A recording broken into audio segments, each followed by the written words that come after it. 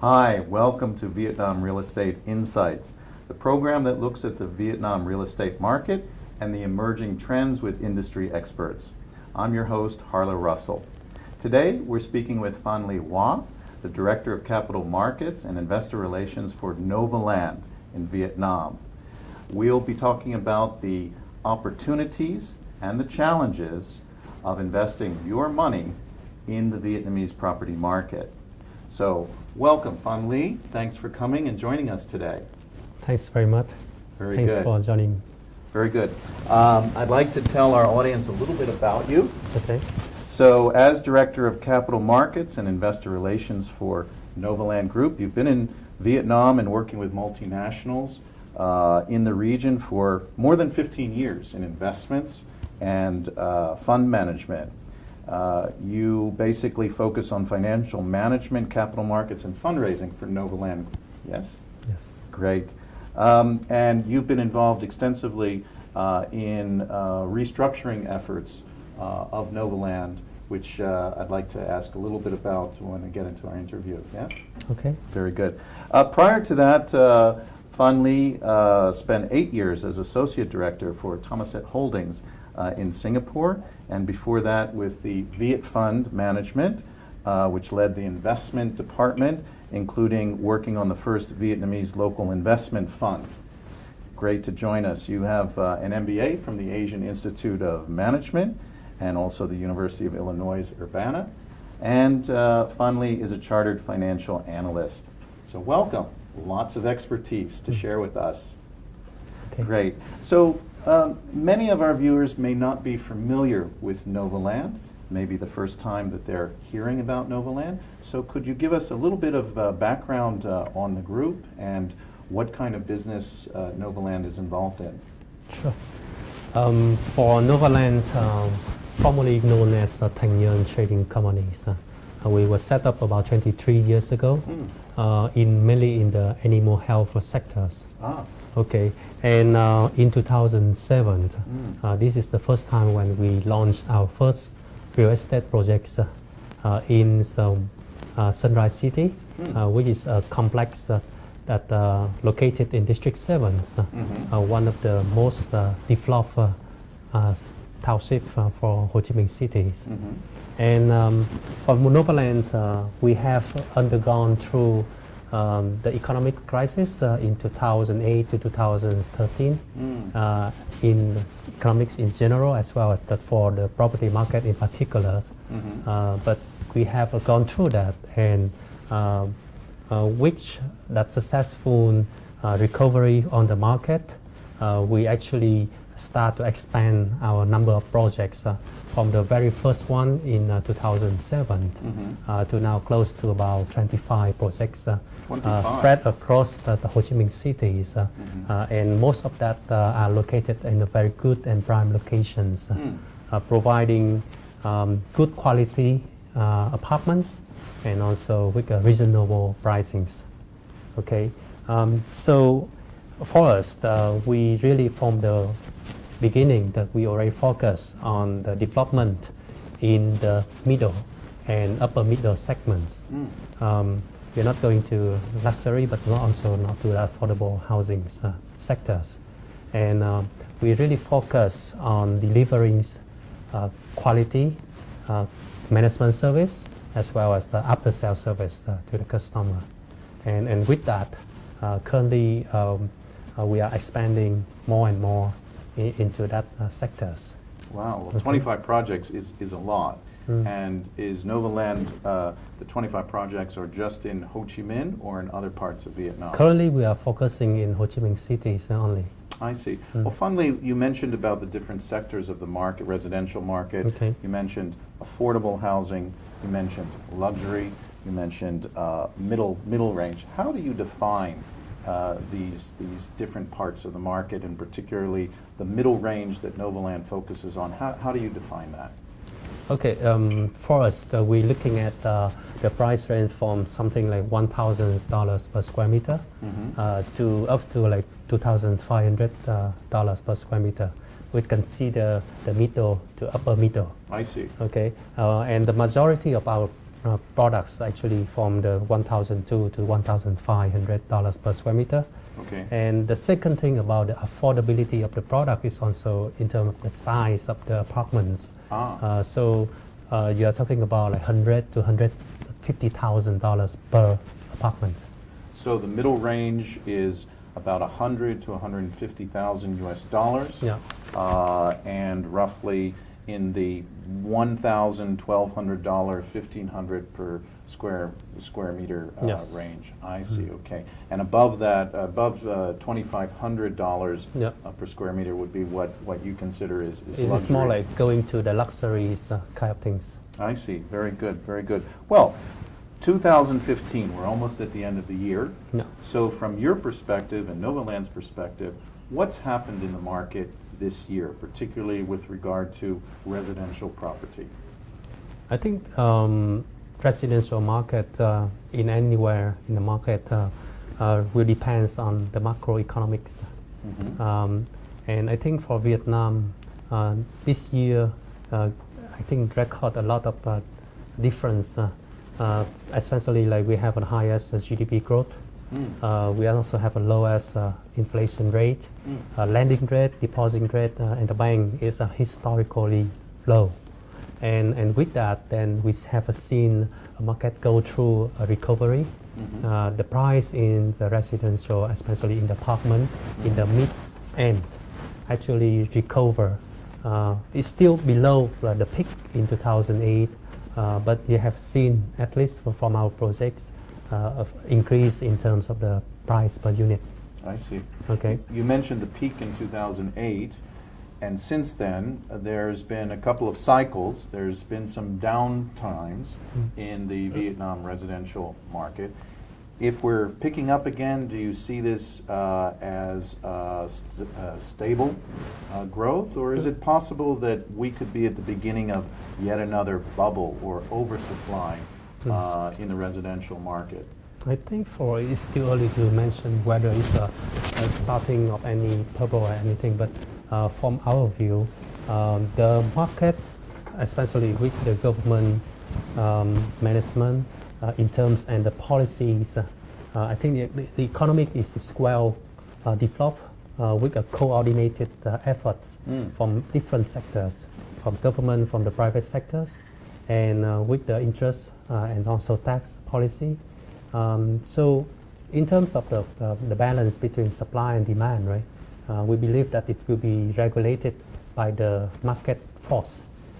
So if you have more supplies, then the price will need to be adjusted.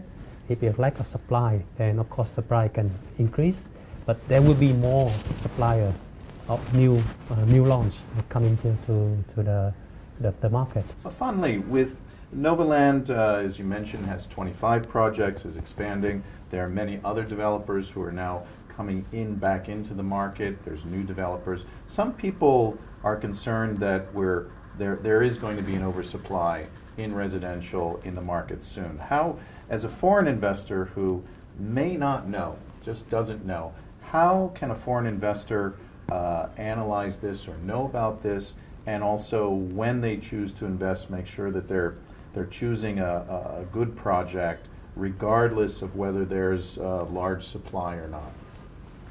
I think in terms of the market supply and demands, right, probably economists can give you more answer. But from our view, we think that in a well-coordinated market, economies are growing, and especially with the middle income class that in Ho Chi Minh City, we have more than 10 million people in terms of populations, and part of that growing middle income class.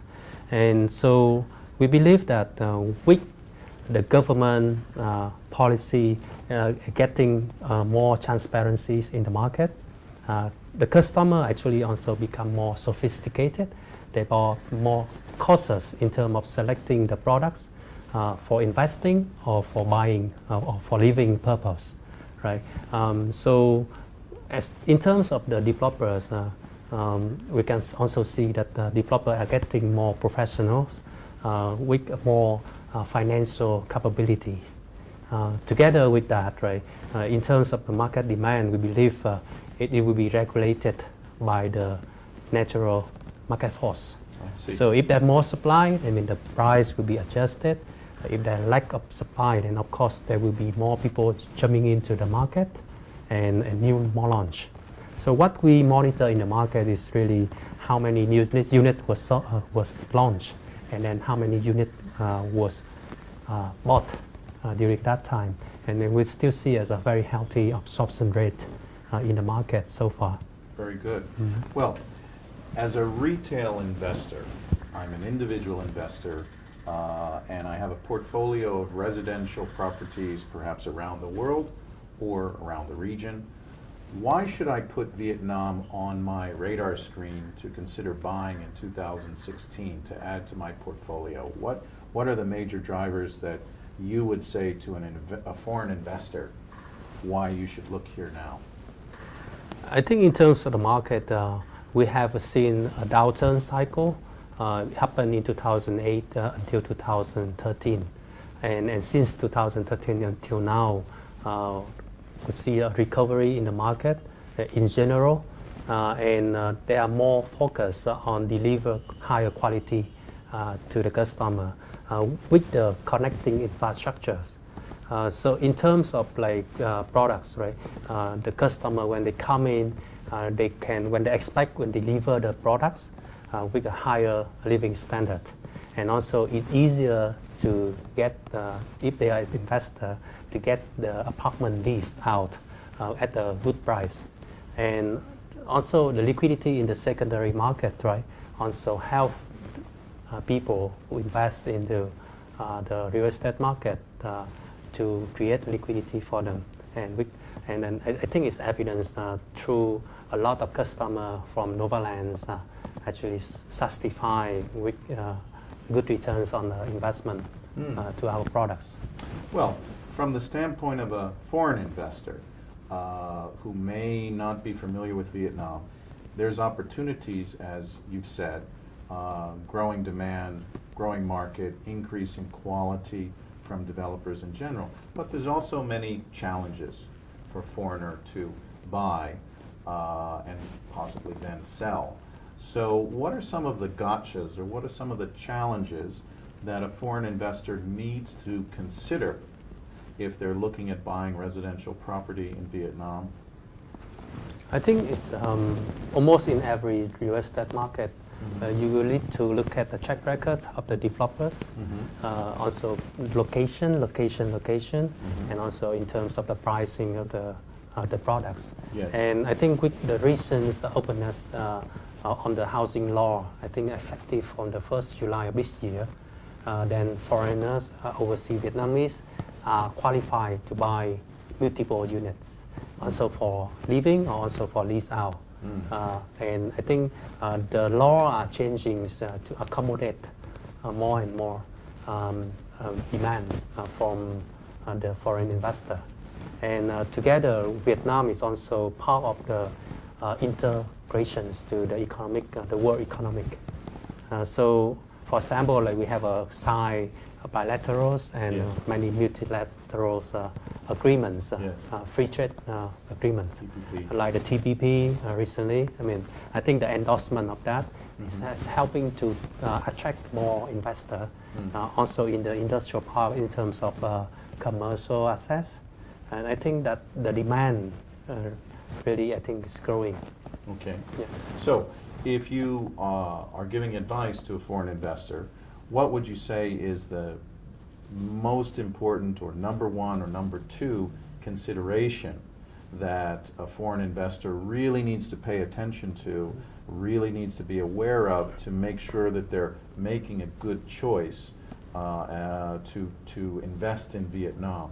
What would you say are the most significant challenge, I guess, another way to say it, of a foreign investor buying residential property in Vietnam today? I think first of all is still the legal system. Legal system. And also on the regulations that related to the real estate market, and also in the relations to how the transaction was done, how documents that they have to go through. And I think in anticipations for that, right? Actually, from our standpoint, Novaland, we also start to educate it and also try to have a lot of programs, have to advise the customer, and also in terms of like the legal documents, contracts and everything need to be adjusted and updated to fit in that new regulation to allow foreigners and foreign investors to come to invest in Vietnam. Yes, so the law that changed in July still has a lot of procedures that are not clear. So if I'm a foreign investor and let's say a retail investor, and I'm interested to add to my portfolio and perhaps buy a condo unit here or maybe 2 or 3, what does Novaland do for me as a foreign investor to overcome the number one challenge, which you mentioned was the understanding the legal procedures and paperwork? What are you doing, what is Novaland doing at this point to help overcome this particular challenge? I think the first is about the information of the products, right?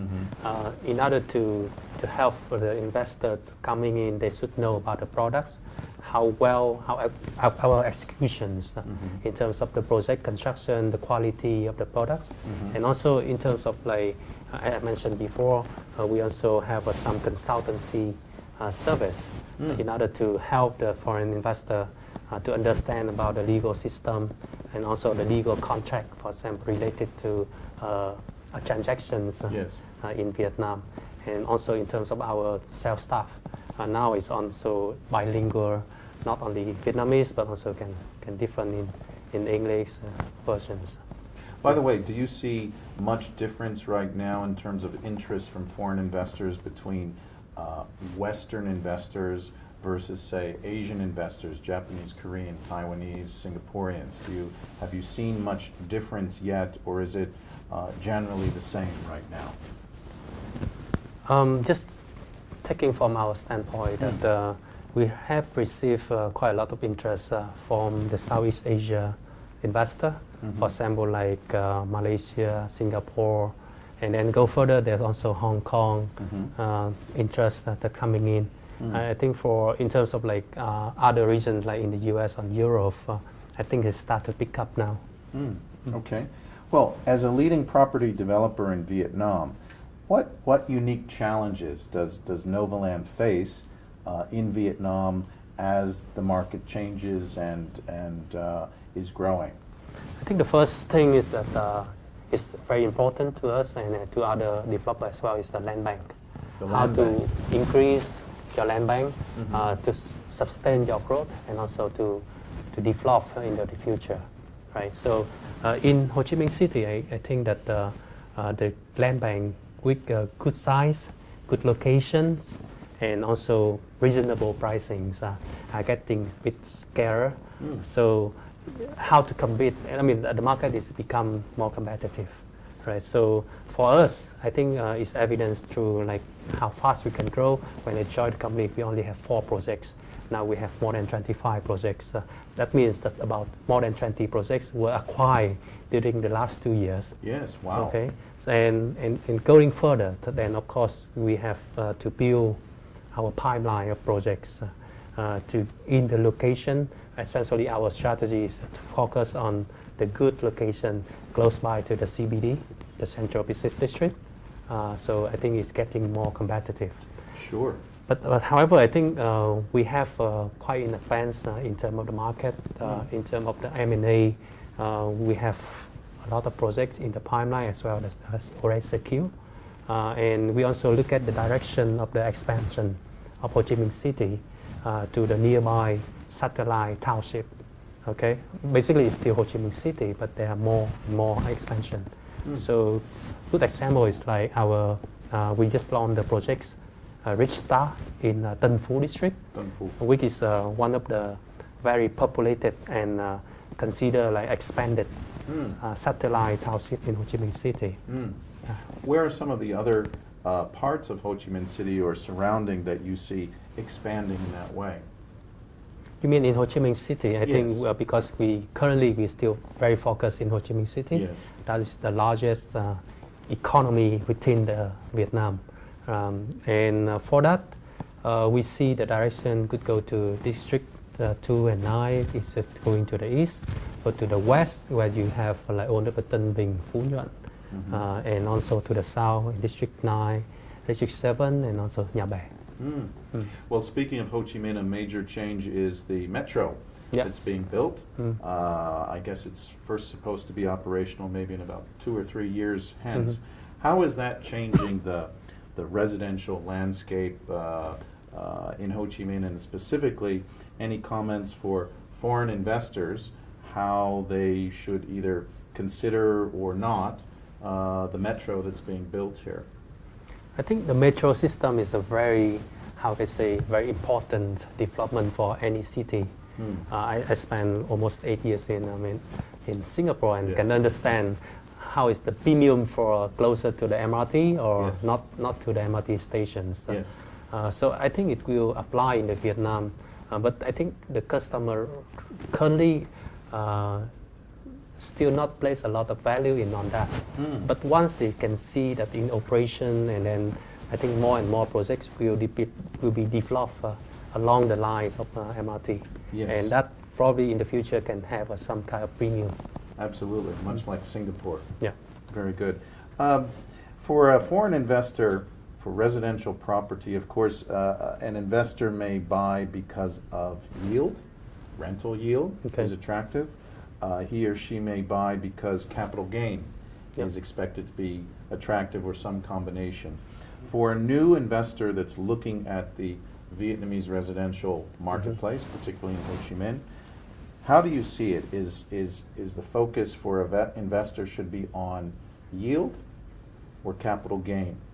Where would you, if you're advising an investor looking at the market who is interested in one or the other, what would you tell him or her? I think it's a very good question, because I think for the market that we are targeting right now, could be like first-time buyers or traders, and also part of that could be the investor. So for most of our customers, actually, they are focused on how the living. When you talk about the yield, that means you become an investor already. Yes. Right. And I think in terms of the market, we see some recovery in terms of pricings, but we still at least 20 to 30% of the peak, and I think there's still room for growth in terms of the capital gains. But investing for yield is also, I think, is attractive. Yes. Especially for an investor who cost of capital is quite low. So that's why we can see that from Malaysia, from Japan, from Singapore, that are coming here because they can have a very healthy spread. What's the typical yield on Novaland projects that either have existed or that you project? Well, for some of the projects we have, I think the yield could be as high as like 7 to 8%. Yeah. Okay. And as a foreign investor looking at buying perhaps a primary project, a new project that's being built, which might be available in a year or two, what could I expect in terms of capital gain in Ho Chi Minh, over the next, say, then 5 years hence? Do you have any kind of feel that you advise an investor? What's the range that you expect with some of your projects? Well, if I could know that, I would not be here. But I guess that from the experience from the projects that we launch, then we can see the absorption rate is quite good. And like after a while, then we can see there's some price increase. For some project, could be like from 5 to 10% after 1 or 2 years. And closer to the completion, then you can also see appreciations of the price, because I think the customer can fully realize when they invest into that. I think going forward, then of course there is a question of the market and supply and demand, right? And of course, quick liquidity is still one of the very focus for us. Then in terms of like how fast we can execute, how fast we can deliver to the customer, some project even faster than even 3 or 6 months ahead. I think that that really helps the customer. Wow. Well, Phan Le, our last question. I'm a foreign investor. I'm interested in residential property. I'm interested in Ho Chi Minh. Why should I buy from Novaland? What is unique that, as a foreign investor, separates Novaland from perhaps other developers for me to help make money? Okay, I think Novaland, so far, we have been building our brands as developers with abilities to execute, to deliver on time as our commitment, and also a good price, good qualities products with reasonable pricings. Okay, so it's so through our track records in terms of how we can deliver even in the downturn of the market. And I think that the second thing is also our focus on the quality. Because of the very fast executions, so we can save a lot of costs. For example, construction costs, labor costs, and also capital interest, for example, that we can save that and pass that through to the customer. So the product is really, we consider value for money to the customer. I think the second thing is also about in terms of our management after sales. We pay a lot of attention to that because we know the management sale is difficult, but the after sale is also very important to maintain a good living community to the customer. Very good. Well, that concludes our conversation today with Phan Le Wah, the Director of Capital Markets and Investor Relations for Novaland. Thanks for your time, Phan Le. Thank you. We appreciate your expertise. Very interesting. We hope that you've enjoyed our conversation today and have learned also from Phan Le's expertise, and will be joining us again for our regular series of seminars on Vietnam real estate market. I'm Harlow Russell. Thanks for joining us. Take care.